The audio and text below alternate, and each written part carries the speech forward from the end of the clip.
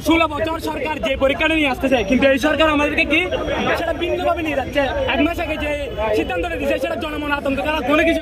বাইরে সেফটি থাকবো, আমরা যাতায়াত করবো গাড়ি ঘোড়াতে, আমরা কি সেফটি থাকবো? তখন আমাদের কোনো ধরবে না। যদি সরকার মাঠ মতো কোনো শিক্ষার্থীরা যদি অসুস্থ হয়ে পড়ে তখন কি তারপর সরকার নিবে?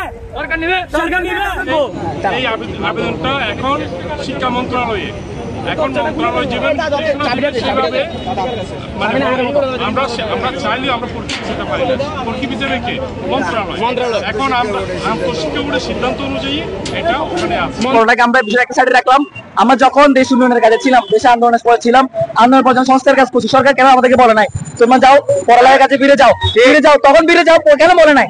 তখন যদি আমাদের বলতো পড়ালেখা ফিরে যাও, আমাদের সময় নষ্ট হতো না। সুরক্ষাটা আগে, আমরা লাখ লাখ স্টুডেন্ট একসাথে এক্সাম দিব, ওইখানে যে আমাদের করোনা হবে না, একজনের গাড়ি থেকে আরেকজনের যে সংক্রমণটা হবে না, এটাকে আমাদেরকে শিক্ষা বোর্ড কোনো দিতে পারবে? আমাদের শিক্ষা উপদেষ্টা এখন আমাদের কোনো কাজে আসছে না।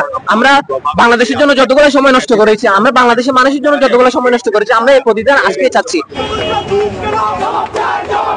ওরা আমাদের সন্তান, ওদের কথা আমরা শুনতে চাই। আমাদের চেয়ারম্যান মহোদয় শুনেছেন এবং এটা মিটিং হয়েছে সব বোর্ডের সমন্বয়ে আন্তঃবোর্ড সমন্বয় সাবকমিটি থেকে সিদ্ধান্ত গ্রহণ করে মন্ত্রণালয়ে প্রেরণ করা হয়েছে। মন্ত্রণালয় থেকে নির্দেশনা না দেওয়া পর্যন্ত একক কোনো বোর্ডে সিদ্ধান্ত দেওয়ার ক্ষমতা সংরক্ষণ করেন না। অতঃপর তাদের আবেদন বিবেচনা করা না করা এটা শিক্ষা মন্ত্রণালয়ের বিষয়।